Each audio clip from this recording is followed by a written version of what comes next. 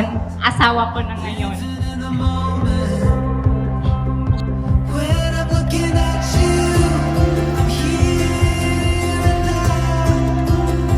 Eyes open anew. Tingnan yung partner!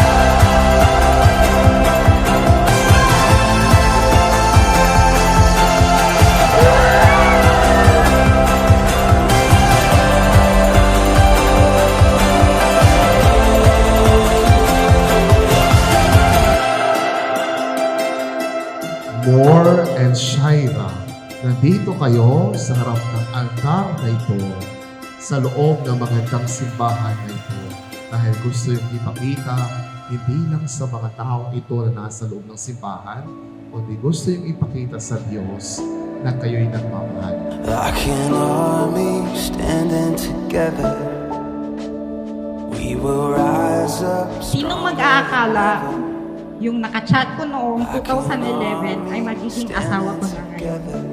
Di man tayo tinadhana noon, pero hindi hinayaan ng Diyos na hindi tayo muling magkatagpo. Like an army standing together, we will rise up stronger than ever.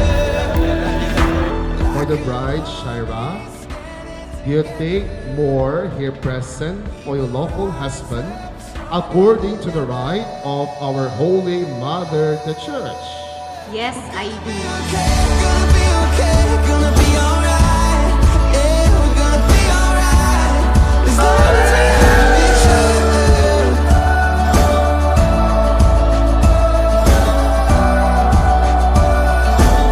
As long as we have each other. We have each other. As long as we have each other. Bago kakantahan muna kita. So,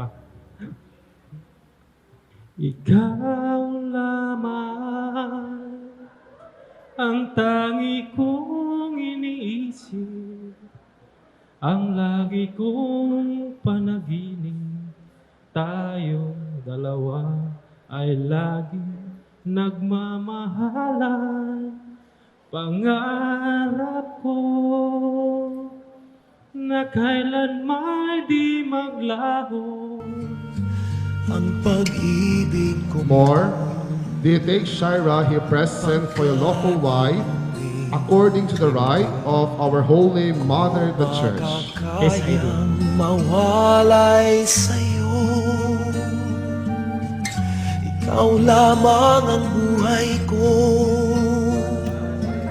Sana na may pakinggan mo ang puso ko. Labis akong nagpapasalamat sa Diyos dahil hindi lang niya ako binigyan ng asawa na makakasama habang buhay,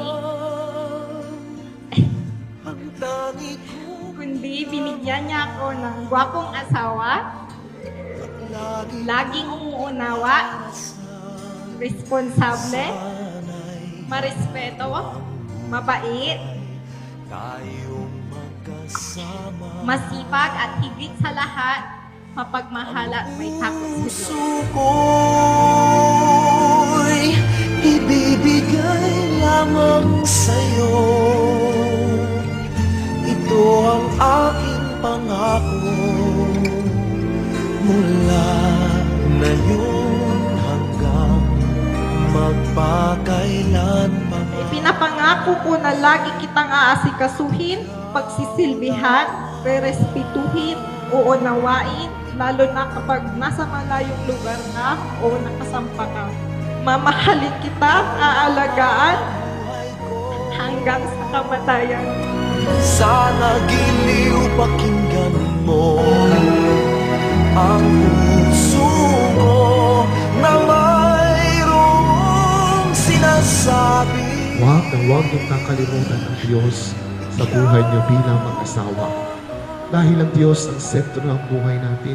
Ang tani ko Lagi natin ilalagay sa sentro ng ating relasyon ang Diyos upang sa lahat ng pagsubok ng ating tatahakin, ito'y malulutas na tayo'y magkasama. Mahal na mahal. tayong magkasama. Ang puso ko'y ibibigay lamang sa'yo. Ito ang aking pangako mula ngayon hanggang magpakailan naman.